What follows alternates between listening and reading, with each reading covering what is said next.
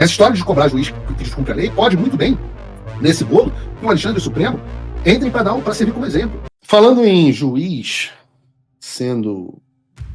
sofrendo as consequências, né, um dos pontos que nos ajuda a demonstrar o quão maléfico o Alexandre é para o Brasil é o fato de que os Estados Unidos também estão passando por um processo, por incrível que pareça, parecido, sobretudo nisso que a gente chama de juristocracia. Juristocracia. E, num certo sentido, eles vêm lidando com isso melhor do que nós brasileiros.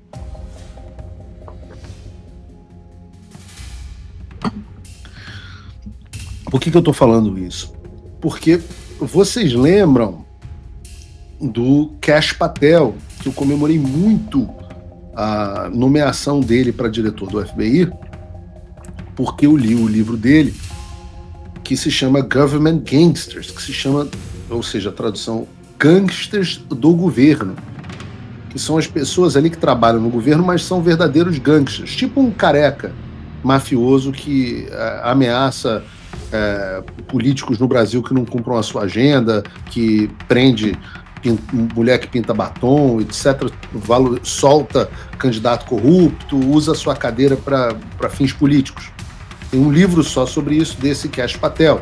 E o Kash Patel, na última sexta-feira, disse que os agentes federais do FBI prenderam uma juíza do condado de Milwaukee, no Wisconsin, por suspeita de ajudar um imigrante ilegal do México a escapar dos agentes do Departamento de Imigração e Alfândega dos Estados Unidos, Polícia de Imigração Americana, o ICE. Isso ocorreu da seguinte forma: na semana passada, os agentes do ICE foram ao Tribunal do Condado de Milwaukee para prender um cidadão mexicano depois de uma audiência diante da juíza Hannah Duggan, ou Duggan. Foi essa que foi presa. Segundo o Milwaukee Journal Sentinel, jornal lá de Milwaukee, a juíza orientou os agentes do ICE a esperarem no escritório do juiz-chefe Carl Ashley e, em seguida, instruiu o réu a sair da sala da audiência pela porta lateral. Ou seja, ela enganou os agentes da Polícia de Imigração para que um criminoso pudesse fugir. E eu estou falando, volto a dizer, de uma juíza, aquela pessoa que é paga para julgar de acordo com a lei. E esse problema de juízes descontrolados, que se acham acima da lei, já foi denunciado várias vezes pelo Elon Musk e pelo próprio Trump. Vejam, em março de 2025, depois do juiz federal James Boasberg emitir uma ordem para suspender deportações de venezuelanos, o Trump o chamou de juiz lunático da esquerda radical e pediu o impeachment dele. Um mês antes, o Elon Musk também tinha criticado o juiz Paul Engelmayer, que emitiu uma ordem que restringia o acesso do Departamento de Eficiência Governamental, o DOGE, aos sistemas de pagamento do Tesouro, dizendo que ele era, abre aspas, um juiz corrupto protegendo a corrupção e que precisa ser empichado agora. A usurpação de poder que esses juízes têm feito é o que a gente chama de juristocracia. É um tema que eu trato muito no meu curso, O Fim da América. Vocês que são meus alunos já sabem o que isso significa. Né? Mas se você não sabe o que é juristocracia, eu te explico. Juristocracia é a substituição da democracia, né, o democratos, o governo do povo, onde a população elege seus representantes, que tomam suas decisões políticas, ditam os rumos do país. Isso é substituído por um governo de juízes, burocratas não eleitos, ou até eleitos, que usurpam para si a prerrogativa de tomar decisões políticas. Soa familiar? Né? A juristocracia, então, é o fenômeno no qual o Poder Judiciário tem assumido um papel cada vez mais ativo na tomada de decisões políticas e sociais. O juiz acha que manda. Aquela coisa de qual é a diferença de um juiz por um desembargador? Né? O juiz acha que é Deus. O desembargador tem certeza. Né? Imagina ministro do Supremo Tribunal Federal. O grande benefício da juristocracia para a elite globalista é que eles não precisam esperar a morosidade do processo legislativo, que é volátil, que é incerto. Eles simplesmente contornam as decisões políticas através de decisões judiciais.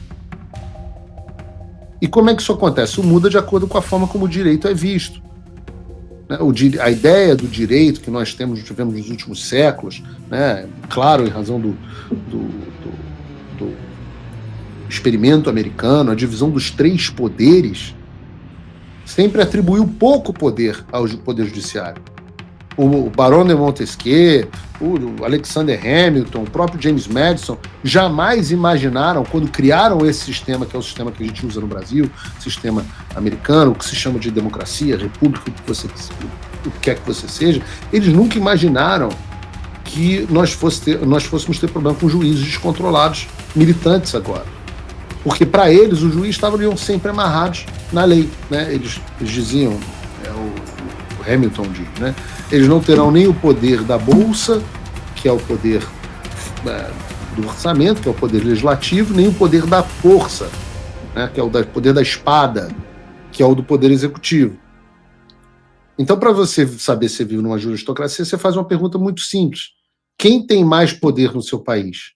Um político ou um juiz?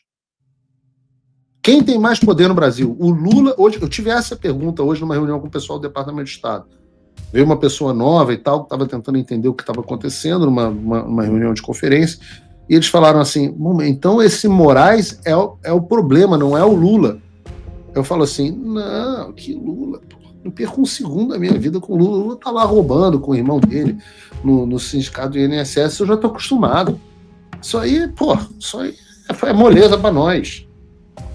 Se nós tivéssemos um sistema eleitoral honesto, a gente tinha se livrado do Lula. Lula não teria ganhado a eleição do Brasil de 2022, inclusive segundo o próprio Mike Pence. Aliás, o Lula estaria na cadeia condenado se o STF não tivesse descondenado ele. Não, nosso problema é o Moraes. Você que está em casa, o Lula pode cancelar seu passaporte? Não. O Lula pode bloquear suas contas bancárias? Não. O Lula pode ir na sua casa e prender você? Não. O Lula pode legalizar as drogas no Brasil com uma canetada? Não. O Lula pode legalizar o aborto no Brasil com uma canetada? Não. O Lula pode soltar um traficante? Não. O que o Lula pode fazer? O Lula controla as emendas no Congresso do Brasil? Não. O Lula controla o próprio orçamento? Não. Qual o poder que o Lula tem? O Lula tem cargo vitalício? Não. Tudo isso que eu falei, o Alexandre pode fazer com você. Então, isso é democracia ou é juristocracia? E uma vez que você tem esse juiz se tornando seres superpoderosos, acima de todo questionamento, a gente começa a ver reportagens e surtos como essa da Mônica Bergamo, que ficou assustadíssima com o fato de um juiz, uma divindade do Olimpo, tão acima da lei, ter sido preso. Meu Deus, quer dizer que se um juiz dá um olé para soltar um criminoso em cima de uma polícia federal, de uma força de law enforcement federal, quer dizer que é preso, é? Eu acho que talvez a Mônica tenha entendido o paralelo que a prisão da juíza americana traz. Eu respondi a ela no X dizendo que cada vez se acostume mais a ver a punição a juízes como um passo essencial para a restauração das democracias ocidentais. Aliás, quem comprovou isso foi o próprio presidente do El Salvador, o Bukele, que em diversas oportunidades já declarou que só conseguiu resolver o problema da criminalidade do país depois de ter se livrado de metade do Supremo Tribunal Federal dos juízes corruptos que protegiam os criminosos. Se livrou de 1/3 de todos os juízes de El Salvador. 1/3 de todos os juízes. E de lá para cá, sem esses juízes militantes, El Salvador saiu de um dos países mais perigosos do mundo para um dos países mais seguros do mundo.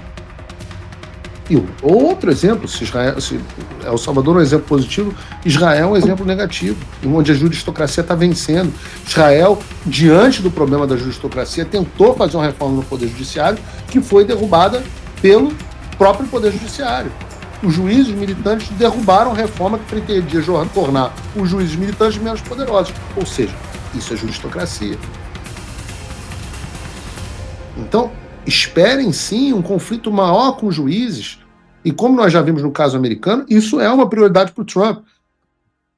Essa história de cobrar juiz que descumpre a lei pode muito bem, nesse bolo, que o Alexandre e o Supremo entrem para servir como exemplo.